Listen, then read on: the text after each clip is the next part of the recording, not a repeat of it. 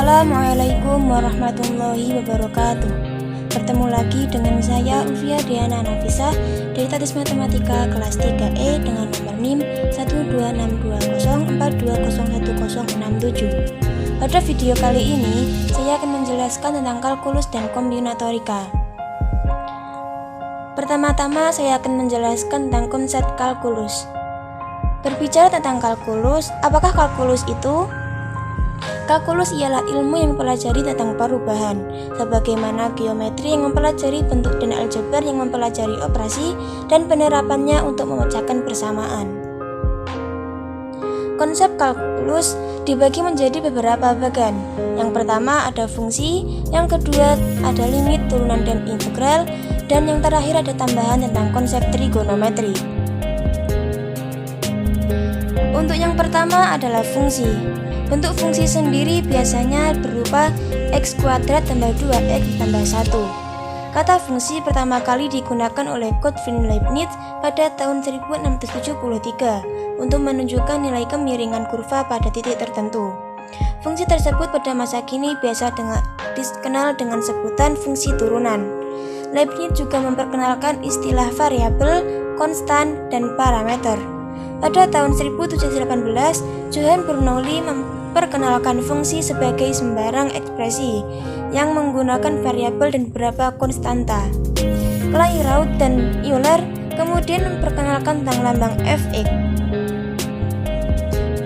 Yang kedua ada limit, turunan, dan integral. Zeno dan Elea pada tahun sekitar 450 sebelum Masehi mengemukakan 4 masalah yang berkaitan dengan ketakhinggaan dan dikenal sebagai paradoks Zeno. Masalah lain yang berkaitan dengan kalkulus adalah metode exhaustion atau metode melelahkan yang berkaitan dengan ide dasar dari kalkulus integral. Sedangkan Fermat pada tahun 1601 sampai 1665 menyelidiki tentang maksima dan minima dengan menganggap hal itu terjadi bila kemiringan terhadap kurva sejajar dengan sumbu mendatar. Hal ini merupakan bagian dari studi diferensial atau turunan. Sedangkan Newton pada Oktober 1666 menulis tentang teori fluksion yang berkaitan dengan gerak dan terbagi menjadi dua, yaitu fluksion x-aksen dan fluksion y-aksen. Notasi Newton bersesuaian dengan garis singgung kurva v pada titik x dan y sama dengan 0. Newton kemudian mengemukakan kebalikan masalah, yaitu bilangan diketahui x dan y maka berupa y. Lalu Newton menyelesaikan masalah tersebut dengan cara anti-diferensial. Leibniz menggunakan pendekatan yang mengarah ke analisis modern. Karena itu pula banyak lambang-lambang kalkulus berasal dari Leibniz, antara lain notasi dx, dy, serta dy per dx. Dan pada tahun 1675 ia menggunakan notasi integral persis seperti yang kita tulis sekarang.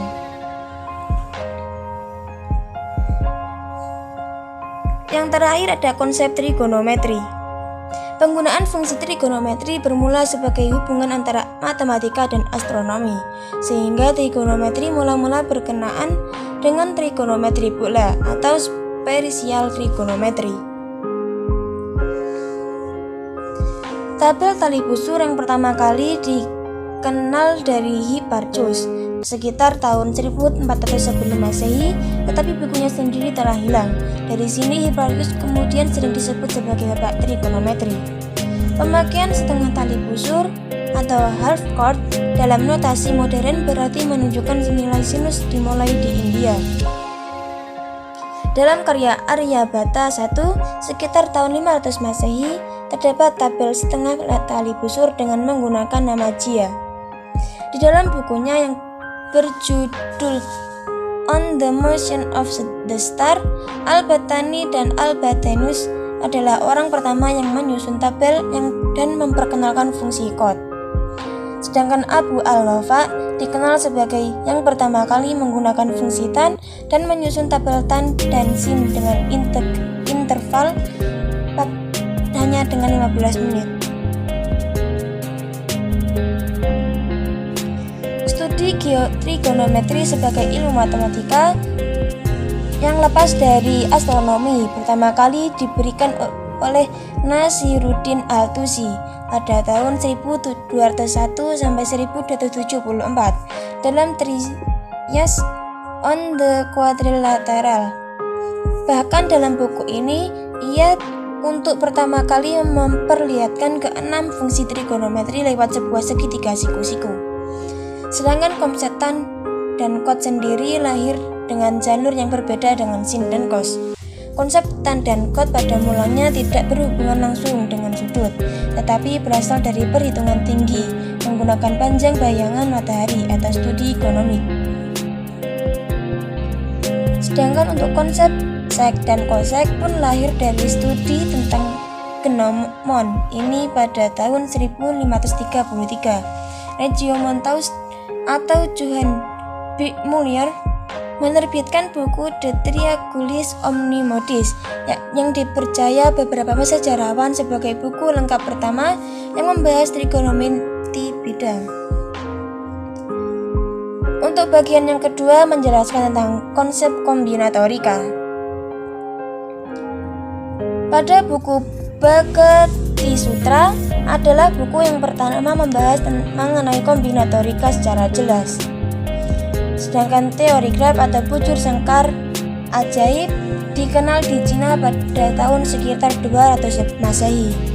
Abraham bin Ezra pada tahun sekitar 1140 Masehi telah menemukan bukti sifat simetris koefisien binomial.